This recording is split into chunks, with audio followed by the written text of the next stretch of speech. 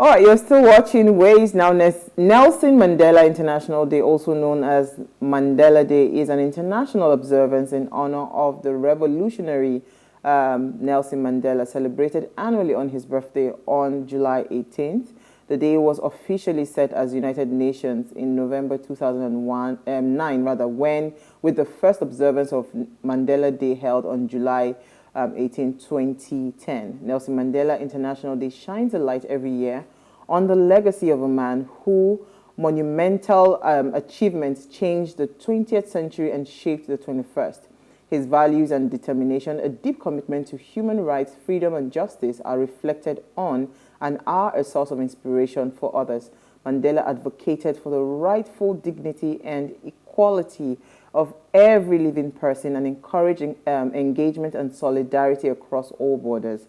His relentless pursuit for equality was paralleled with his status as the founding father of peace in South Africa.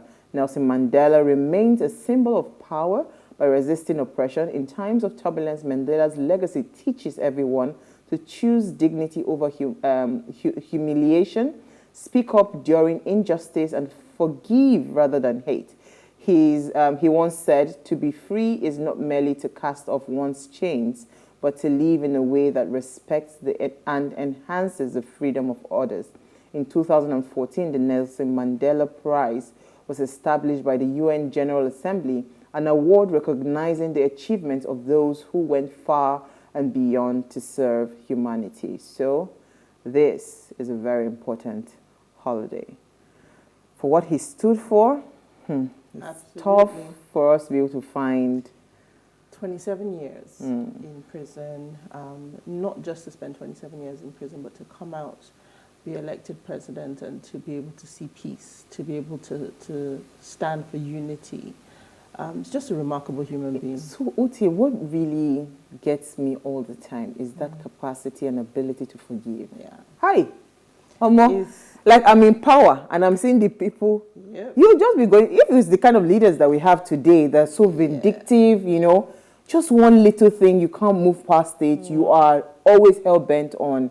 It doesn't make any sense, you know. So for me, it's really tough finding such leaders, you know, today. I think it just shows what it means to truly leave a legacy behind, because a lot of the time, I don't think our leaders think about the kind of legacy that they're leaving behind. Perhaps if they did, maybe they do things differently.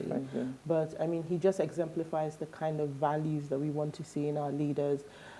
Especially when you look at what's happening in Nigeria today, where we're so divided. You know, our leaders use division as a tool. As a tool. So to see what the opposite of that can achieve when there's peace, when there's unity, when there's, you know, a vision and a common goal. So we remember him and we honor his legacy. And we hope we find more leaders like him. Absolutely. All right, so let me quickly take my first story before, you know, because it's on a rather sad note. Everybody that has been on social media must have heard the news. When I saw it earlier this day, today, it just broke me because, you know, it's one thing for someone to say they're dealing with something, it's another thing for something to just happen like this. And of course, we're talking about the sad loss of life, actress Ameh. For people that know her, you know, she plays the role. She was the lead cast, right? The lead cast for the Johnson. She plays a Mwakpo. I'm always laughing. You know, she's always shouting Akpo, you know, this, you know, Delta slang and all of that. Sadly, she passed on again later after, like hours after that news broke. Actress Sola Onayiga, Fuji House of Commotion actress also, she passed on. And of course, yesterday, I mean, I had just posted in the group that, what's it called, the former Southwest leader for the All Progressive Congress party, Kemi Nelson, also passed, right? So let me dwell a bit on Ada Ameh, because so I took out time to go through her page on social media, and you could tell that they were like pointers to, oh, you know, no waiting tomorrow. It's almost like somebody like waiting and just predicting, you know, she's just grateful to be awake, she's this, she's that. I mean, those are real. And she didn't really hide it about her struggle with mental health and depression and all of that. So she didn't hide it. So I am wondering, because I could see the sadness in her eyes, even on her birthday when they were trying to like do different things and all. I could see that deep down, like there were tears that she was just holding up, like bitterness she was holding up. And again, this is off of the back of the loss of her daughter about 2 years ago. She's not been able to come out of it. And it's so sad that, you know, I would have wished this to be a different story. You know, like it ended better, that she could come out tomorrow to become an advocate for, you know, mental health issues, an advocate for people that have, or a voice for people that have lost their loved ones. I mean, when I watched a video when she was talking about how she lost 3 sisters, she lost 3 brothers, she lost her father. She actually said in the video that she thought she was going to be next. Then it's like the life just hit a blow on her and her daughter that that she had at the age of 14.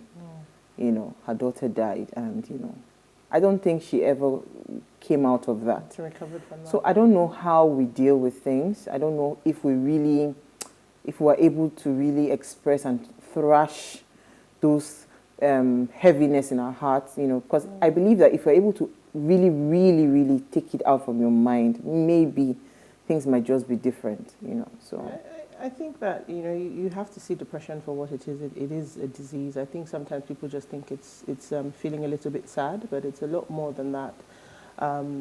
Sad that, you know, all of these women have passed away. You know, may they rest in peace. But I mean, today's world, you know, in the midst of so much connectivity, we're also even more disconnected than we ever were. So people are feeling isolated, even in the midst of, you know, all this connection and always switched on.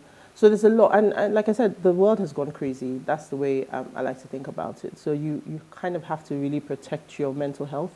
And not a lot of people talk, so people don't have maybe trusted friends or family that they feel that they can be themselves with. But I mean, the message for me really is, if you are going through something, then please get help. If you don't have any family or friends that you can talk to, then professional help is the next thing. I know that when it comes to therapists in Nigeria, we're probably 1 to 1 million or something ridiculous like that. But there are very many places in which you can find help. So very important, you know, even some organizations, we've talked about it, that have the, you know, EAP programs, but it's just important that you find someone to speak to and you get help.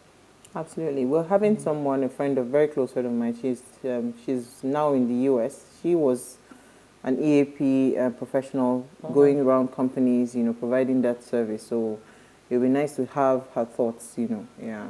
I look forward to it. Okay. Your story. My story is nice and short. Headline says strike. NLC declares 2-day nationwide protest. Of course, we've had some wind of this with the previous guests that we've had on the show. But the story basically says that the National Labour Congress has commenced or has announced plans to commence a 2-day nationwide protest from next Tuesday, which is the 26th of July. So this is in solidarity with the ongoing ASU strike. This decision was made, I think, sometime at the end of June. And it said that they are basically taking out the days to show their support for ASU and hopefully get our children back in school. They've given directives on, you know, the sites where the marches should start from and all of that. So, I mean, protests typically, strikes, protests, all of these actions, well within your rights to do so, but making sure that everybody stays safe and things are peaceful all across the country when it does happen. But I think that, I mean, I've not hidden my own views about the ASU strike. If one way doesn't work, we find another way, but it's important that, you know, both sides can come to the table and reach some sort of agreement, because really and truly, the youth are caught in the middle, and some people are going to private universities and they're moving on with their lives, and then some people are spending an extra 2, 3, sometimes even 4 years just to get a degree. And like I said, the biggest insult to the whole matter is, you know, what is the quality of the degree after you have gotten it? So I'll leave it at that. On that note, I just want to give a small good news. The Nigerian Medical Association, they did a press release and a get well wish letter to the Vice President of the Federal Republic of Nigeria. So let me read the letter. It says, the Medical Association, the Nigerian Medical Association, NMA, wishes to thank God for seeing our Vice President, Professor Osibanjo, GCON, through surgery. All Nigerian doctors are praying for his quick and complete recovery. NMA hereby also commend Mr.